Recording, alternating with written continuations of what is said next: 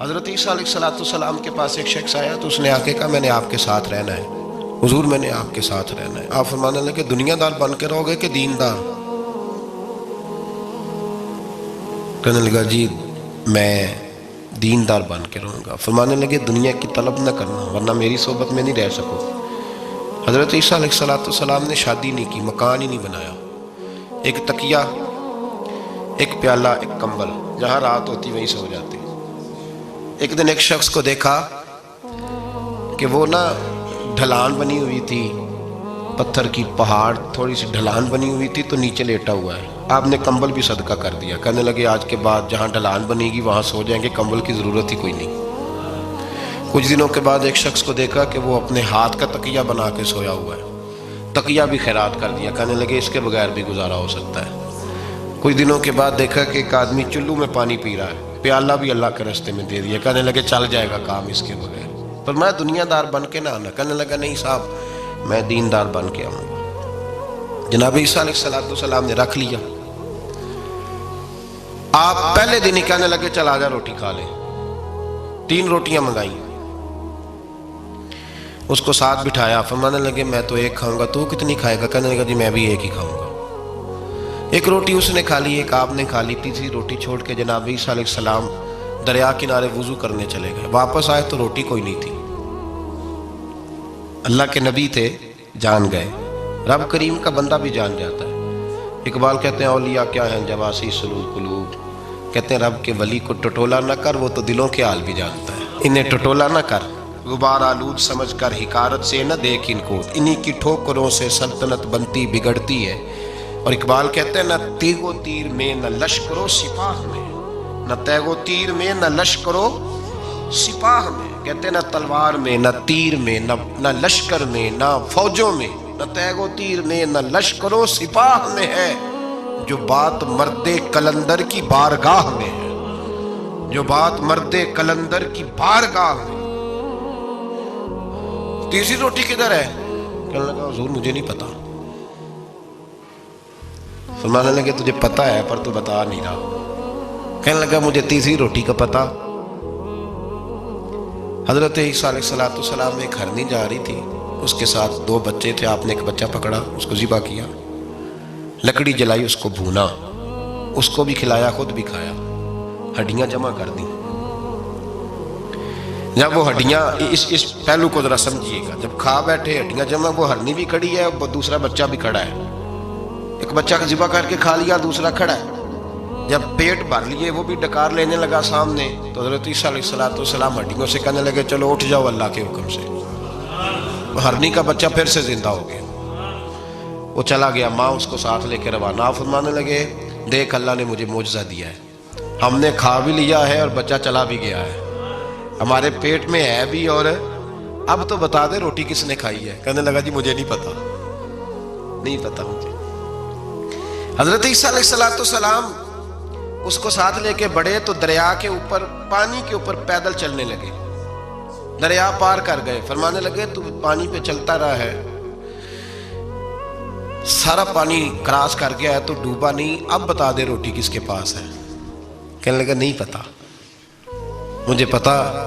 اللہ اکبر، کیا خوب لفظ کہہ گئے سجادہ نشین حضرت پیر میر علی شاہ صاحب رحمۃ اللہ علیہ، بے قدراں کچھ قدر نہ جاتی، کھیتی خوب تسلی ہو، اے دنیا دار پجاری زر دے، کتے آندے گل ٹلی ہو۔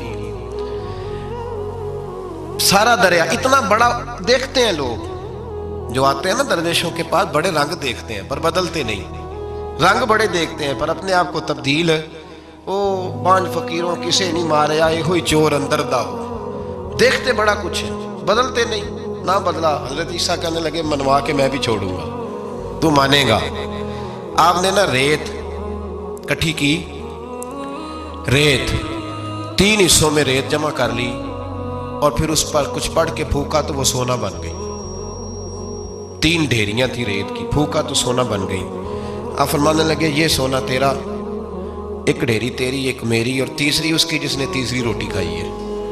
کہنا جی میں ہی کھا دی، میں نہیں کھائی، یہ تیسرا اس کا حصہ جس نے تیسری، کہنے لگا میں نہیں کھائی ہے، مان گیا۔ ذرا بات کو سمجھے. پانی پہ پیدل چلا ہے پر مانا دنیا دار ہے نا؟ مانا نہیں. ہرنی کا بچہ زندہ ہوتا دیکھا ہے پر مانا دنیا قابو آنے لگی یا تو مان گیا ہے. کہنے لگا جی میں نہیں کھائی ہے. فرمایا او بھلے مانس، تجھے کہا تھا دنیا داری نہ کرنا، تجھے جناب عیسیٰ کی صحبت ملے گی، پر تو ایک روٹی پہ رہ گیا یار. کہاں دنیا دار پجاری زرد دے کتیاں دے گل ٹلی کہاں رہ گیا؟ حضرت عیسیٰ کہنے لگے تو نے ایک پیغمبر کی صحبت ضائع کر دی صرف دنیا داری کے لیے. فرمانے لگے میں نے کیا کرنا ہے سونا، تو تینوں کے تینوں ڈیریاں تو ہی رکھ لے، تیری ہیں، پر تو نے زیادتی کی، تو نے قیمت نہیں ڈالی ہماری صحبت کی. آپ اٹھ کے چلے گئے. صحرا کا علاقہ تھا، وہ شخص وہیں بیٹھا تھا. ابھی سمیٹ ہی رہا تھا کہ دو ڈاکو آ گئے، تلواریں پکڑی ہوئی ہیں. کہنے لگے چل دوڑ جا، سونا مارا ہے، تو کدھر سے آ گیا؟ منت کی. کہنے لگا چلو مہربانی کرو، 3 حصوں میں ہے، 2 لے لو، ایک تو مجھے دے دو، ایک تو دے دو. منت کرنے لگا. وہ مان گئے. کہنے لگے چلو ٹھیک ہے. دوستی کر لی، نام پتہ پوچھ لیا، گفتگو ہونے لگی. تھوڑی دیر بیٹھے تو ایک دوسرے سے فرینک ہو گئے، بے تکلفی شروع ہوئی. تو کہنے لگے بھوک بڑی لگی ہے، روٹی تو لاؤ. ایک کو بھیجا، ڈاکوؤں میں سے ایک کو بھیجا کھانا لینے، کھانا لینے چلا گیا.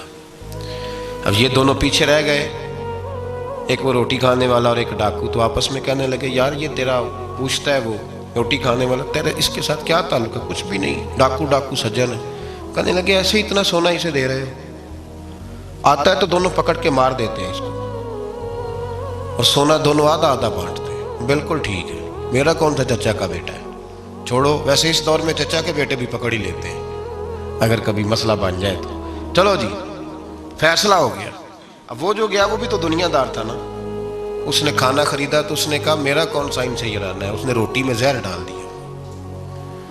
اس نے کہا میں ان کو ماروں گا اور سارے سونے پہ قبضہ کروں گا. حب الدنیا راست من کل خطیہ، ہر برائی کی جڑ ہے. وہ کھانا لے کے آیا، ابھی اس نے رکھا ہی تھا، دونوں نے حملہ کر دیا، پکڑا اور مار ڈالا. وہ مر گیا. اب یہ مزے سے بیٹھ کے روٹی کھانے لگے. سیر ہو کے پیٹ بھر کے روٹی کھائی. چند لمحے گزرے تو دھڑام سے روح پرواز کر گئی.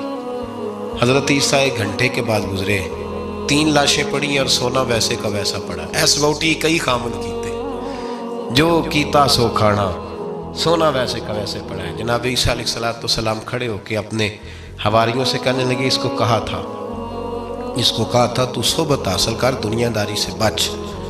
لیکن اس نے دنیا داری کو فوقیت دی، ایک پیغمبر کی صحبت کو فوقیت. آج نقصان یہ ہوا ہے کہ خود مرا ہے اور 2 لاشیں اور بھی اس نے ساتھ کٹھی کر لی.